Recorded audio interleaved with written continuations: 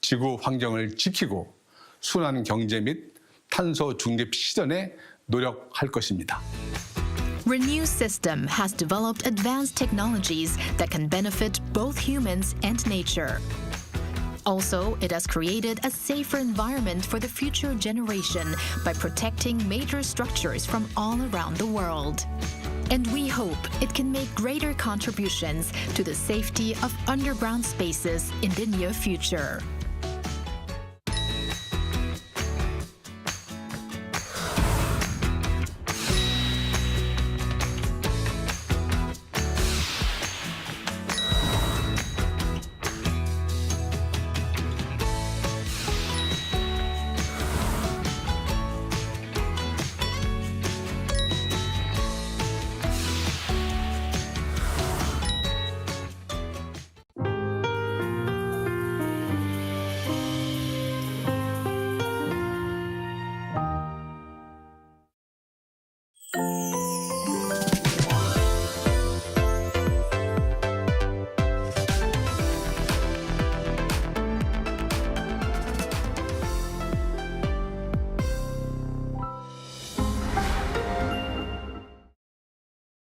Arirang TV is conducting an overseas TV viewer survey to provide you with a better global broadcast service.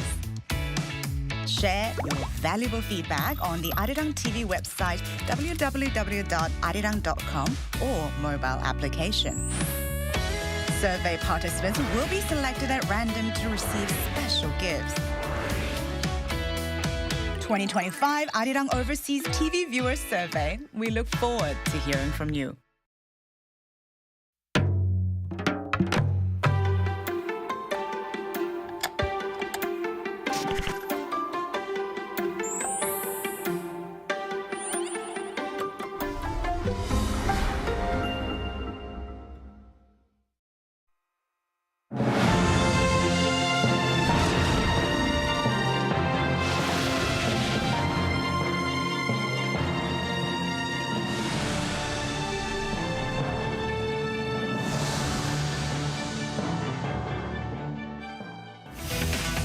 In our headlines on this Tuesday, August 5th, here in South Korea, a controversial media reform bill has lawmakers across the aisle locking horns at the parliament since Monday. And the presidential office here seeks to advance ties with Beijing based on its firm alliance with Washington. The remark was shared to clarify an earlier comment by Foreign Minister Cho Hyun during an interview with the Washington Post. Meanwhile, South Korea's consumer prices rise 2.1% on year in July, driven by processed food costs. We start at the National Assembly today, where lawmakers across the aisle remain at odds over media reform that is, sought by the ruling party. Now, in response, the opposition party launched a filibuster starting Monday afternoon. For more on the situation there, I have our political correspondent Moon Hae-ryun standing by live. Hae-ryun, welcome. So, what's the latest there? Good afternoon, Sunny. So it's been around 25 hours since the filibuster began at around 4 p.m. on Monday, with the opposition People Power Party arguing against and the ruling Democratic Party speaking in support of the media reform bill presented at yesterday's plenary session. That filibuster has now come to an end after a motion submitted by the ruling Democratic Party passed with the required supermajority. Under parliamentary rules, a filibuster can only be forcibly ended 24 hours after it begins, and only with the approval of at least 3/5 of sitting lawmakers, which is 180 members. Today's vote was conducted by paper ballot, as is customary for motions to end the debate, a process that takes longer than the standard electronic voting system used for most bills. Following the end of the filibuster, the DP immediately passed the media reform bill. So of the 180 votes cast, 178 lawmakers voted for and 2 voted against. And it appears that the PPP did not participate in the vote at all. Right, I see. Hae-ryun, what exactly is the media reform bill that the filibuster was launched for? Right. So the Media Reform Bill introduced at yesterday's plenary session is an amendment of the country's Broadcasting Act, and it's one of the highly contentious 3 media reform bills that the DP is backing. The Media Reform Bill seeks a major overhaul of the governance structure at South Korea's public broadcasters, such as expanding the number of board members and introducing a new system for selecting CEOs. The DP argues that the change would make broadcaster leadership more independent from political power by including members recommended not only by the ruling and opposition parties, but also by civil society. But the PPP fiercely opposes the move, saying it would give the ruling party undue influence over media and potentially infringe on press freedom. To boost press freedom and independence, the bill makes CEO appointments more transparent and democratic. The 3 broadcasting control bills can be seen as a prelude to the dictatorship of the Lee Jae-myung administration. Before long, they will take control of the general programming cable channels in the same way, even though those are not included for now. Harirang, you mentioned that today is the last day of the July extraordinary session. So what happens to the other bills on the agenda? That's right. So the other bills will carry over into the August session, with a plenary session likely to be scheduled towards the end of the month. The PPP has vowed to launch filibusters against every single one of the 4 contentious bills remaining on the agenda. So there are 2 other media reform bills, as well as the so-called yellow envelope bill that limits employer action on striking union members, and a revision of the Commercial Act. The second media reform bill was introduced just a few minutes ago, actually, and the PPP launched yet another filibuster. The DP, on the other hand, remains committed to these reforms, so we'll have to wait and see what happens. That's all I have for now, so back to you, Sunny. All right, Harirang, thank you for the latest from the Parliament, and do keep us posted.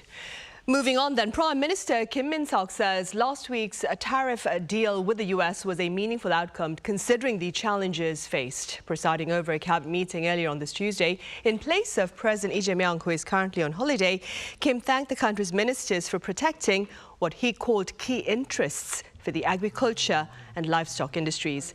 Now, his remarks reaffirmed the government's stance that no concessions were made with regard to Korea's rice and beef markets during tariff talks with the US. The presidential office here is seeking to advance ties with Beijing based on its firm alliance with Washington. The statement shared earlier on this Tuesday follows a comment by Foreign Minister Cho Hyun in an interview with the Washington Post, during which he referred to China becoming, quote, somewhat problematic with its neighbors. The top office claims Cho's remarks sought to reaffirm commitment to constructive ties with Beijing for regional peace and prosperity, despite differences. The body of a North Korean man found on the shore of Incheon City's Seongmo-do Island in late June will be cremated here. Now, this is according to Seoul's Unification Ministry and follows North Korea's failure to respond to South Korea's earlier proposal for the body transfer via the truce village of Panmunjom at 3 p.m. on this Tuesday.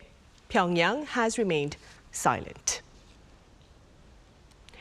In other news, inflation was up 2.1% on-year in July, driven by processed food costs. Our correspondent Moon Ji-young covers the latest findings.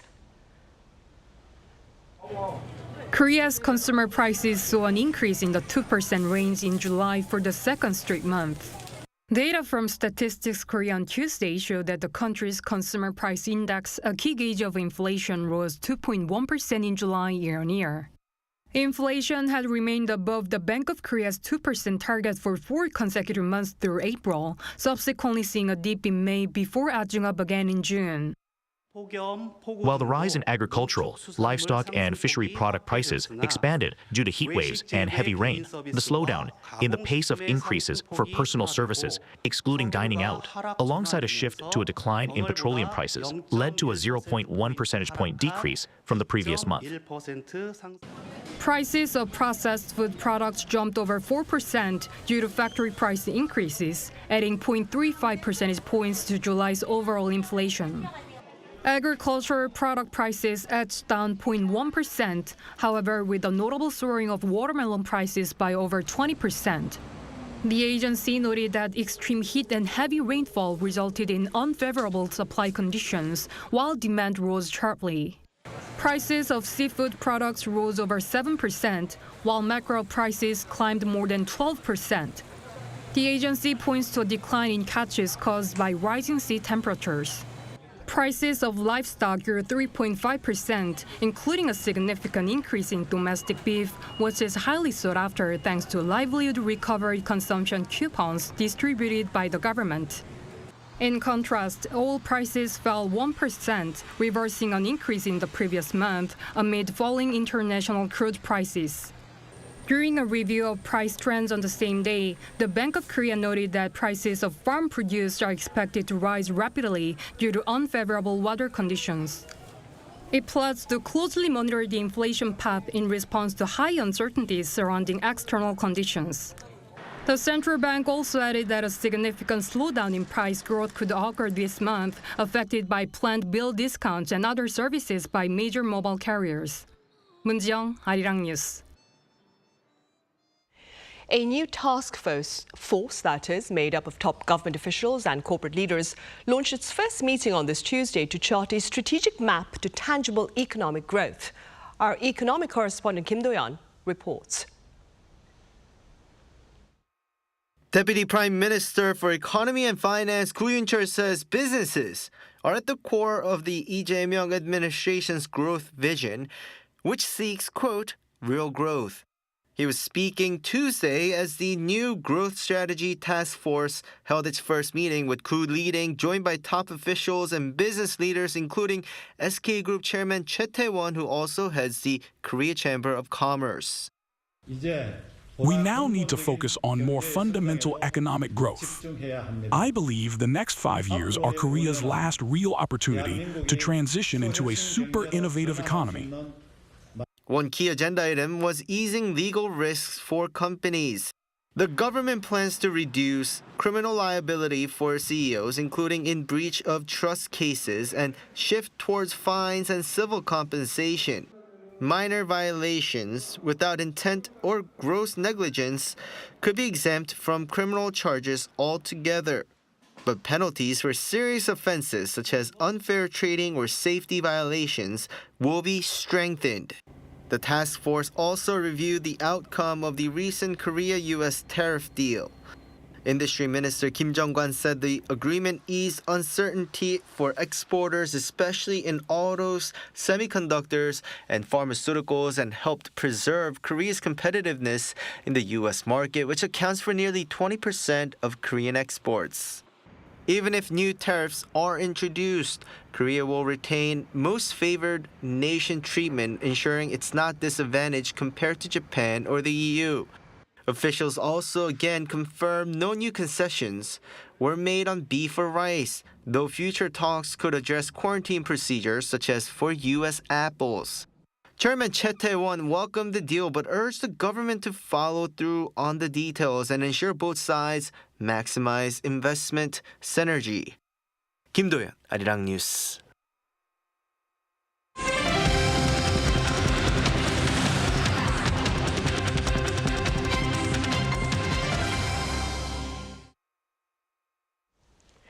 President Lee Jae-myung has pledged efforts to support the journey to healing from the atomic bombings on the Japanese cities of Hiroshima and Nagasaki 80 years ago on this month. Taking to Facebook on Tuesday, he also conveyed his deepest condolences to the victims and their families. Tens of thousands of Koreans were among those killed or left with lasting health consequences.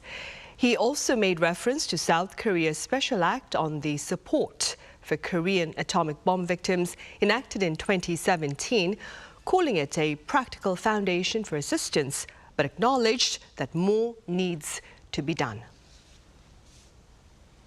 A war of words is taking place between U.S. President Donald Trump and India as he accuses the country of raking in profits from the resale of Russian oil, despite the alarming death toll in Ukraine. Our Pyongyang reports.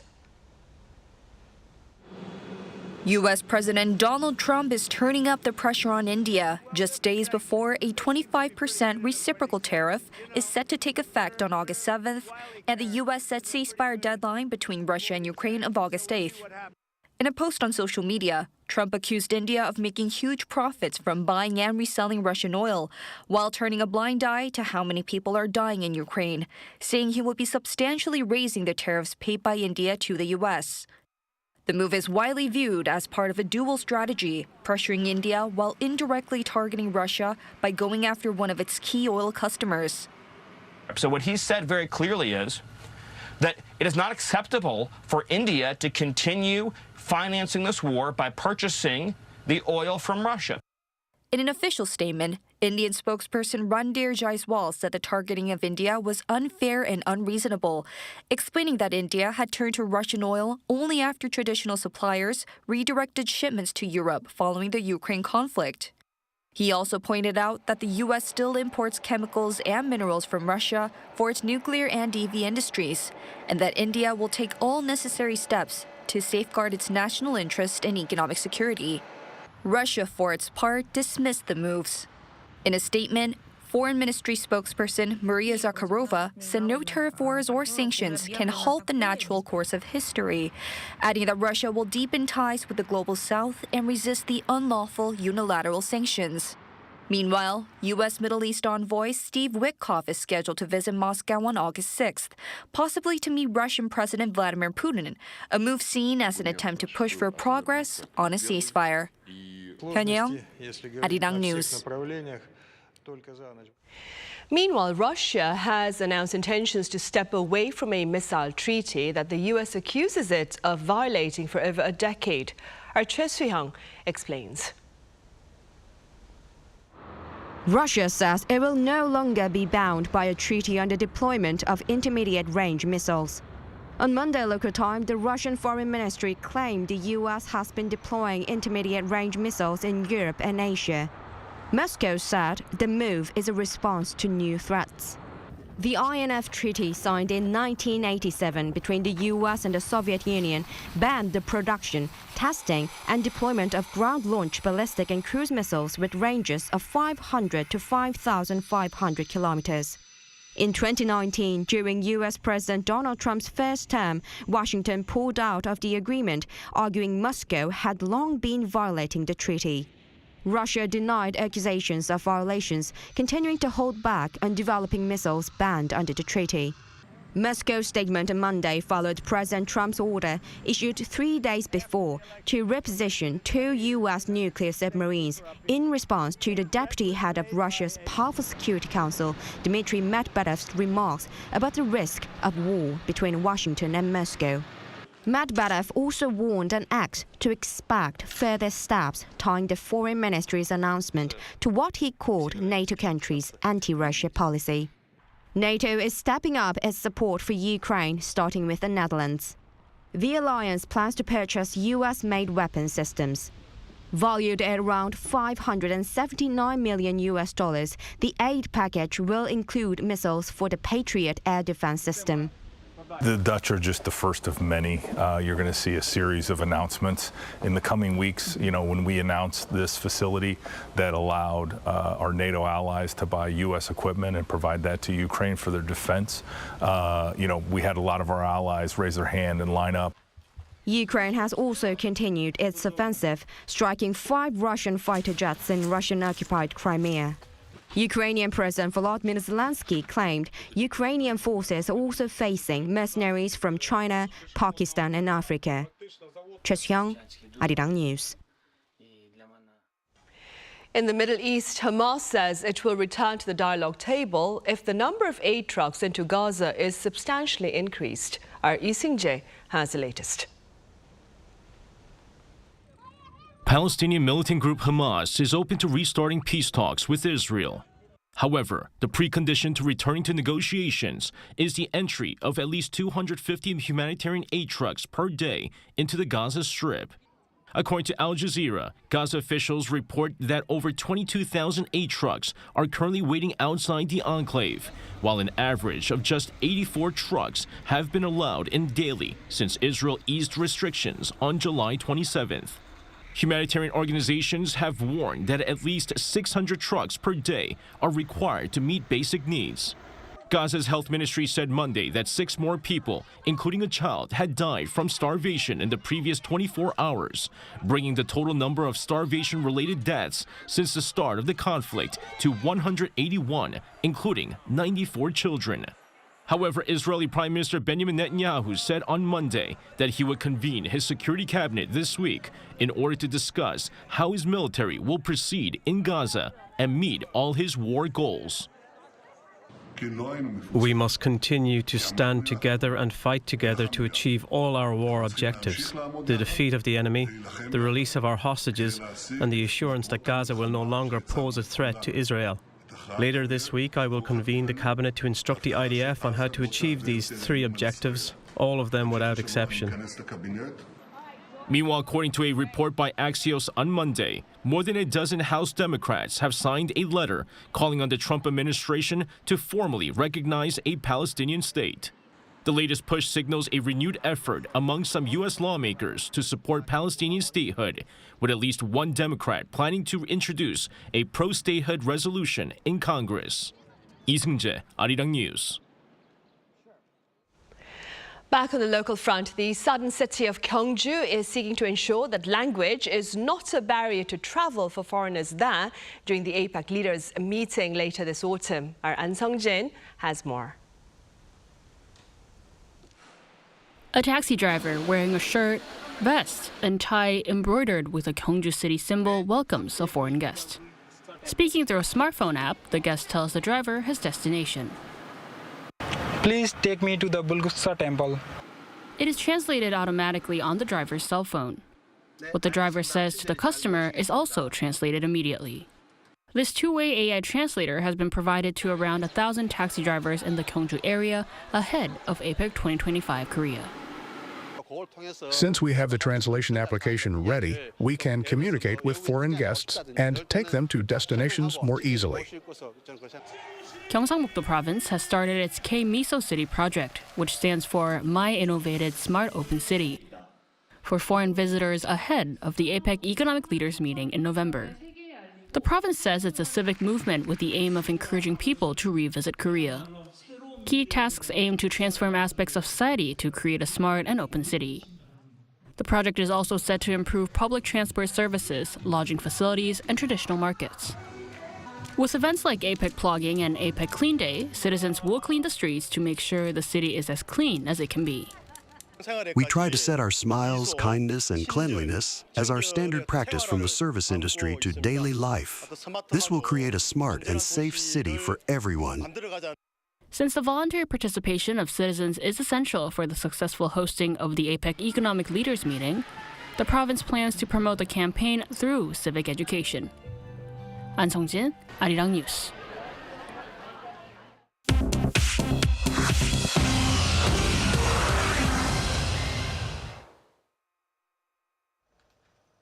This is The World Now, bringing you the latest stories from around the globe. Poland announced that checks at Poland's borders with Germany and Lithuania will be extended to block irregular migration and close transit routes from Russia and Belarus. Polish Interior Minister Marcin Kierwiński said Sunday that the regulation to prolong controls had been formally submitted to the European Commission as required under EU rules. The checks initially introduced on July 7th and originally due to expire on August 5th will now remain in force until October 4th. Kierwiński explained that the strengthened barriers on Poland's eastern frontier with Belarus and Russia have largely blocked migrant paths, shifting the flow toward Lithuania and Latvia. The expanded checks aim to intercept cross-border transit before migrants reach the German border. Polish Prime Minister Donald Tusk framed the extension as a defensive response to Germany's tightening of asylum admissions. In the United States, around 3,200 workers from Boeing's defense unit went on strike for the first time in nearly 3 decades on Monday after rejecting a contract offer from the company. Members of the International Association of Machinists and Aerospace Workers District 837 walked off the job across Boeing's facilities in St. Louis and St. Charles, Missouri, and Mascoutah, Illinois, staging their first strike since 1996.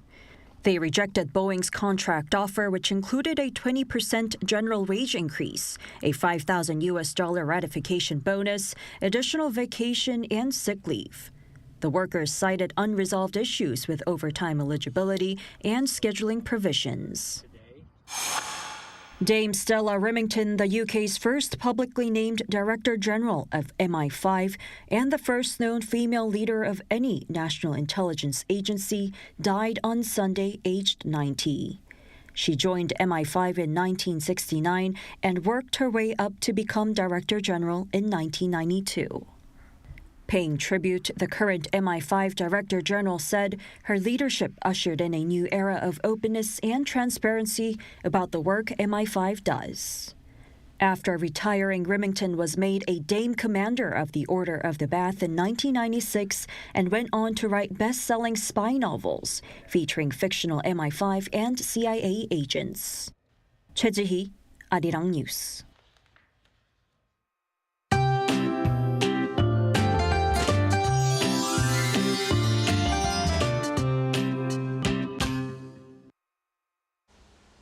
Heatwave warnings have been issued for most parts of the country. The daytime temperature rose to 33 degrees Celsius in Seoul and 35 degrees in Daegu.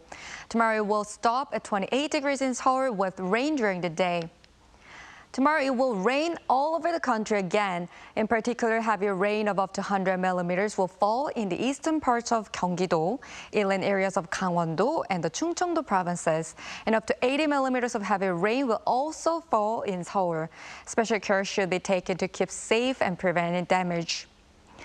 The morning will start warm tomorrow at 27 degrees in Seoul and Busan, 28 degrees in Jeju. Daily highs will go up to 28 degrees in Seoul and Chuncheon, 34 degrees in Gyeongju. Strong rain will mostly stop on Thursday morning and tropical nights will finally cool down from Friday. That's all for Korea. Here are the weather conditions around the world.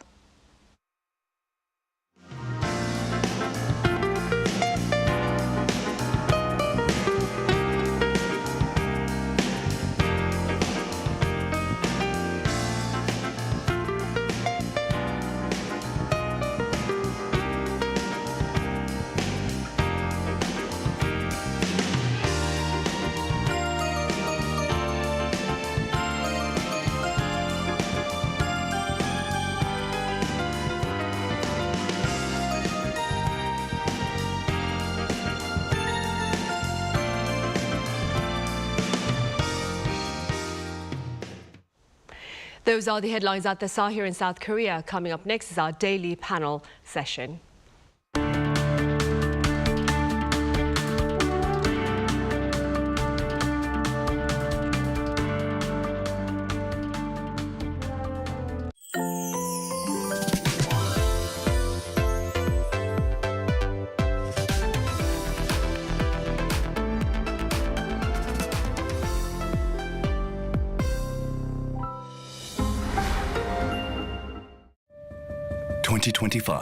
Celebrates the 80th anniversary of liberation. A place filled with culture, history, and diverse experiences. This is the Independence Hall of Korea.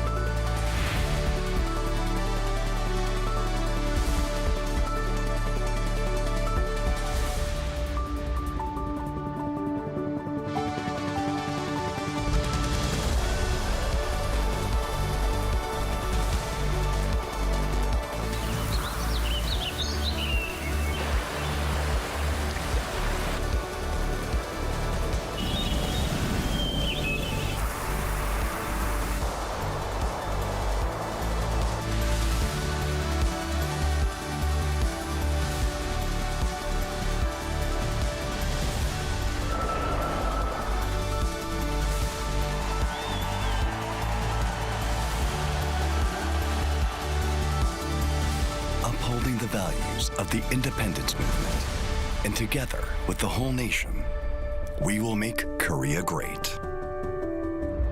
The Independence Hall of Korea. 하지 못하고 아무도 관심 없는 그림이 되겠지만 달콤한 색감은 감추지 못해 터지고 있어. 매일은 나를 걸어봐야지. 지어낸 동화의 끝보다 완벽하게 달콤한 꿈 속에 둘만이 춤추고 아름다운 이 밤에 영원히 갇힌 채 반짝이는 저 언젠가만한 이런 기분도 신이 나서 날아갈 정도로 웃었던 날도 사랑스럽고 소중하게 기억할 수 있도록.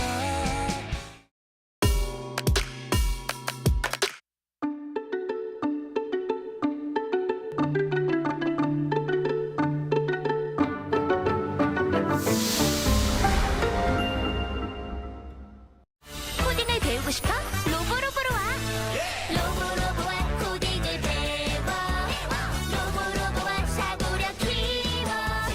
로보로보와 논리력 깨워. 코딩 처음이라면 코딩 교육 전문가와 함께. 로보로보와 실력을 높여. 로보로보와 목표를 이뤄. 로보로보와 내 꿈을 펼쳐. 미래를 준비하는 코딩 교육 전문가.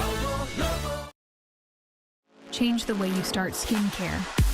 7 vegan peptide, maximum benefits for your skin. And amplify the effect of the next skincare step. Boosting, glowing, and brightening. Effortless care. Visible results. 7 vegan peptide booster. Miso.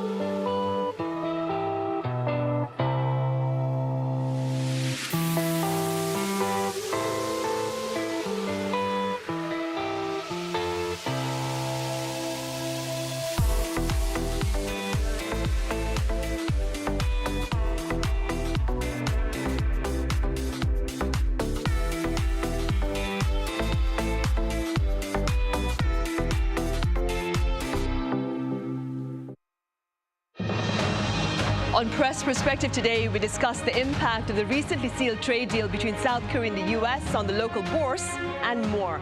Do stay with us.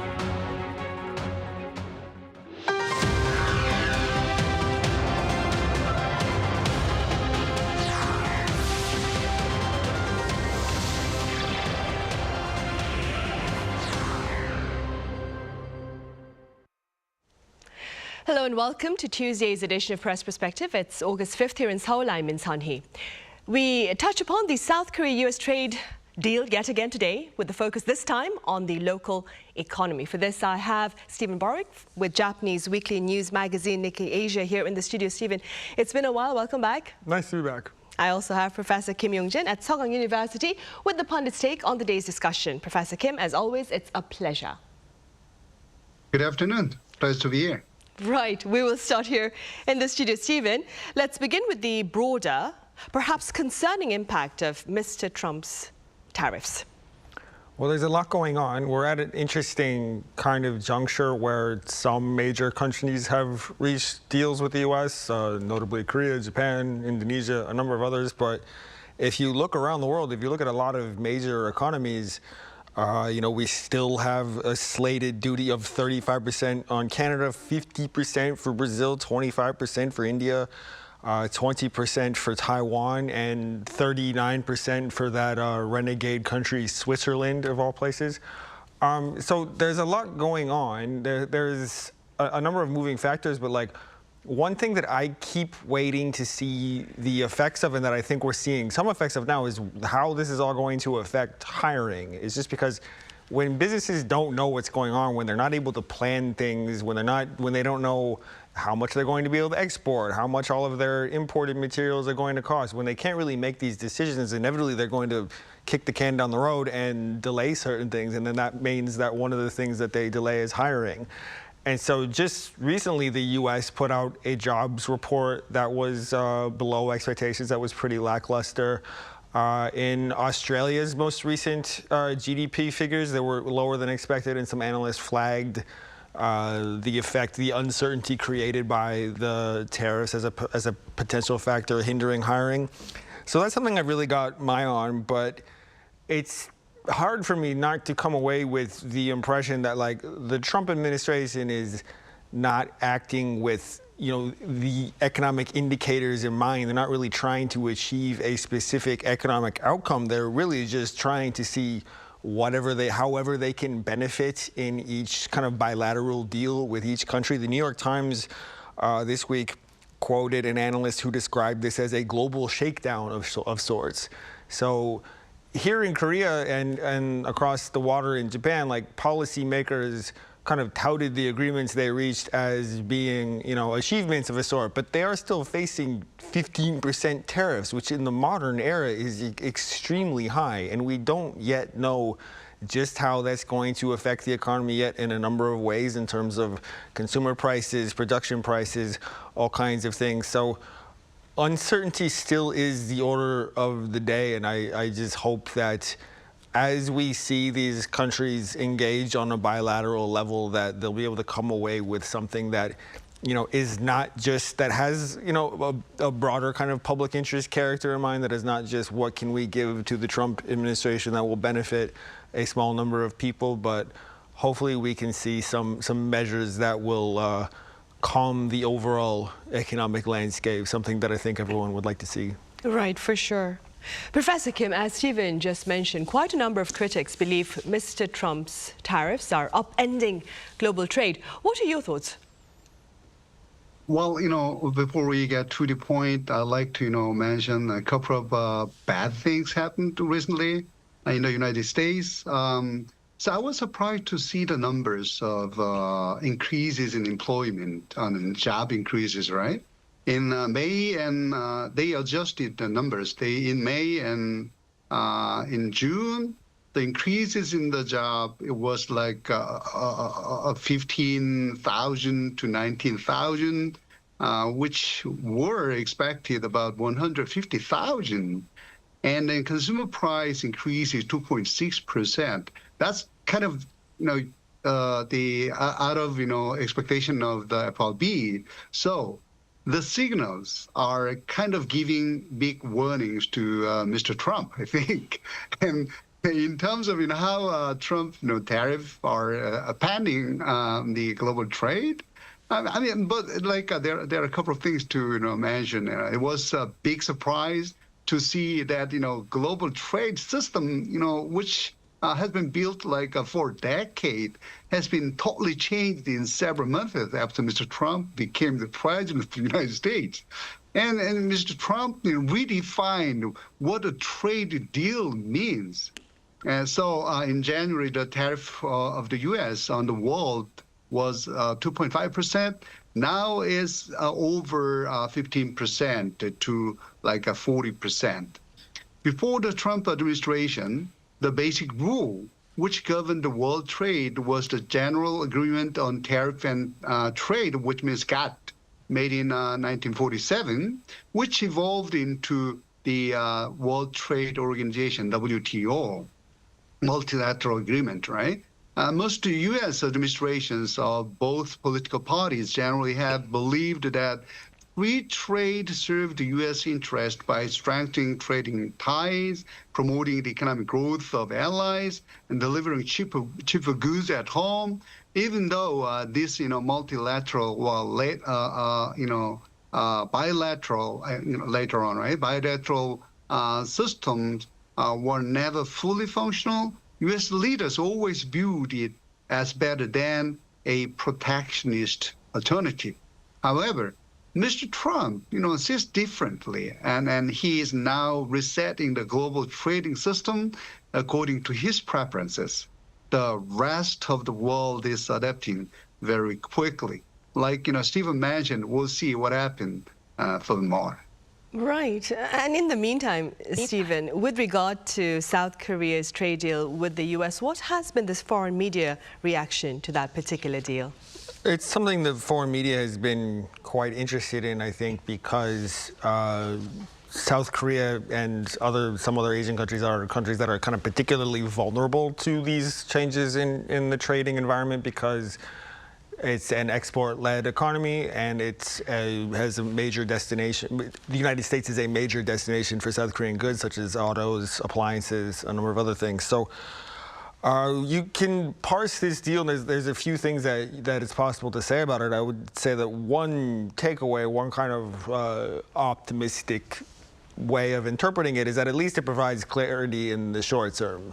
The South Korean government and South Korean firms are able to say that they have 15% tariffs, which are on par with other countries. So that at least means that South Korea is not at a disadvantage vis-a-vis other countries that are exporting the same products or similar products. I know that was a major objective of the South Korean negotiating team. They didn't want to come out of the negotiations with the Trump administration feeling as though they were kind of behind competitor countries.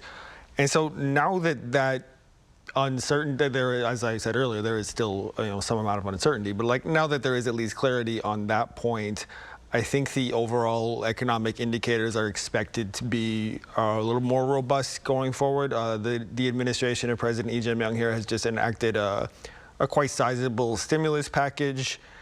And domestic inflation has been moderating, and so we could see a rate cut when the Bank of Korea convenes again later this month. So, all in all, I would say that the picture is more optimistic now than it was, a few weeks ago or a month ago or 2 months ago. And the foreign media coverage has reflected that. It'll now be a matter of just, trying to do actual reporting on the ground and see how companies are moving ahead and seeing how the domestic scenario plays out from here. Right, indeed. I mean, government officials here as well have also said that the trade deal with the U.S. kind of eases the uncertainties on the export front. And yet, Professor Kim, shares of Korean car makers slumped following news of the country's trade deal with the U.S. How do you explain this market response? Well, it's kind of understandable, right?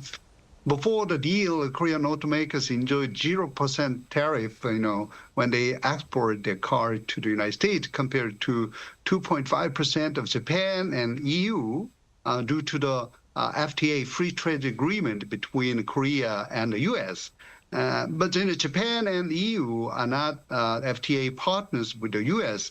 And had been subjected to a 2.5% auto tariff, while Korean vehicles had entered the U.S. market tariff-free under the KORUS, Korea-U.S. in FTA. However, under the new agreement between Korea and the U.S., Korean vehicles are now subject to the full 15% tariff, which means Korean car makers will face a heavier effective burden than that faced by Japan and the EU. I mean, they had 12.5% increases in tariff. This part of the risk looked reflected on the stock price of Hyundai Motors and Kia. But we have to, really think about this thing, from different perspectives. With regard, to the deal. With regard to the deal, we had to think about two things. First of all, the agreement reduces the uncertainty in the trade for both Hyundai Motors and Samsung, like Steve mentioned, which is good part. So at the economy always, like clarity rather than uncertainty, right? This deal may give Samsung to work with Tesla more actively because of the reduced uncertainty. Secondly, the FTA system, which is bilateral system, right, was subject to being gotten rid of when Mr. Trump was elected as the president of the U.S. That's is kind of destined, right? And the Korean car makers have enough strength enough to overcome that much of cost burden, like 2.5%, right? And they have to absorb that cost into their production system. So I believe the stock price of these companies, it will rebound soon in the future. Right. And staying in the stock market, Bloomberg even claims that global money is chasing the Korean stock market. Could you give us some context behind this outlook by Bloomberg? Well, I'm sure Professor Kim would know a lot more about this than me, but I'll try my best. Very early in his term, President Lee talked about making some substantive changes to the Commercial Act, and I think to answer the kind of long way of answering why this money is coming into the Korean stock market is Lee and other kind of the liberal side of South Korean politics have long wanted to make changes to the Korean system in a way that would make Jebel owners more responsive to the wishes of minority shareholders, because there's long been what is called the Korea discount. For a well-developed economy, South Korean shares have traded at a kind of lower value than some analysts feel as though their true value is. But the idea, there's been this long-standing impression in place that the big companies are run according to the whims of the family, and they're run according to the decisions of the top brass, and they don't communicate all that effectively, and they don't take into account the wishes of smaller shareholders, and therefore they therefore become less attractive to minority shareholders, and their stock prices reflect that. Their stock prices trade at a kind of lower level. So that's something that I think at least a lot of outside analysts of the South Korean economy have been calling for quite a long time, to see the market run in a way that is less top-down, that is more transparent.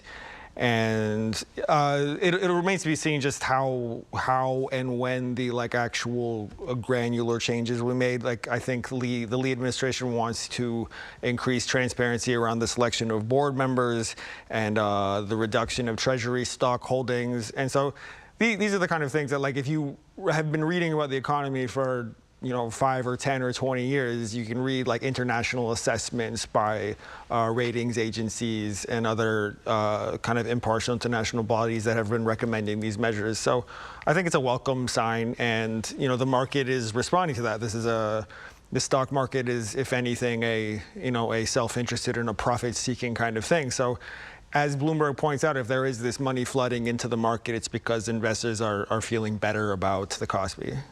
Right, and Professor Kim, I extend this next question to you. That was also the headline of an article by the South China Morning Post. Does Seoul's stock market boom signal the end of the Korea discount, Professor Kim? Answer, yes. As everybody knows, and as Stephen mentioned, the Korean capital market was very dark in its, future, right? In the end of the last year and before the presidential election, due to the martial law declaration and the following impeachment of the ex-president Yoon, the causes of the Korean discount were not clearly resolved till that time. However, after the new government is established, they are trying to solve those problems, especially the problem related to the ineffective and unclear governance. On July 3rd, Korean Parliament approved the revisions to the country's commercial code, commercial act, that make members of the company's management board legally accountable to all shareholders, not to the large shareholders, and limit the voting right to the biggest shareholders to 3% when appointing members of audit committees, so that audit committee has independency. The Parliament is preparing another revision to make the governance more transparent. This reform will resolve a big part of the Korean discount problem. Moreover, the Korean government are willing to support companies for new technology development and innovation by allocating huge resources to AI development and AI transformations. which will, boost up the economic growth. So basically, when we want to boost up the stock market, the company's, growth perspective is very, very important. Not only, the dividend and taking care of, shareholders, right? So I believe, the stock market boom of Seoul is signaling at the moment the end of the Korea discount. Right, good to know, good to know. Another interest, Stephen, for Seoul, of course, is stable coins. But before we touch about the prospects here, could you tell us about the latest with regard to these stable coins over in the U.S.? Okay, well, here's another topic that I'm not about to write the book on at any point soon, but my understanding of this is it's not quite the legality, like in terms of like making this legal, but it's more like creating a kind of regulatory framework for a stable coin. So like what a stable coin is, in my understanding, is it's a crypto coin that is, to give it some kind of stability in its value, is it's pegged to something like a fiat of a national currency.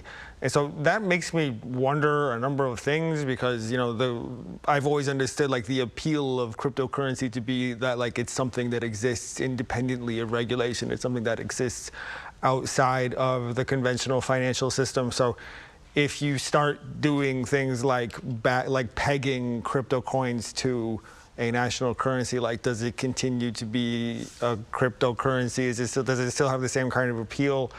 I don't know. I'm not knowledgeable enough of the topic to say, but this is definitely an interesting development, and it's very much in line with what the Trump administration has, their kind of approach to crypto. It's something that they've championed, is something that they've looked to kind of bring further into the mainstream. It's something that they've described as a kind of a result of American entrepreneurialism and a kind of a striving mentality.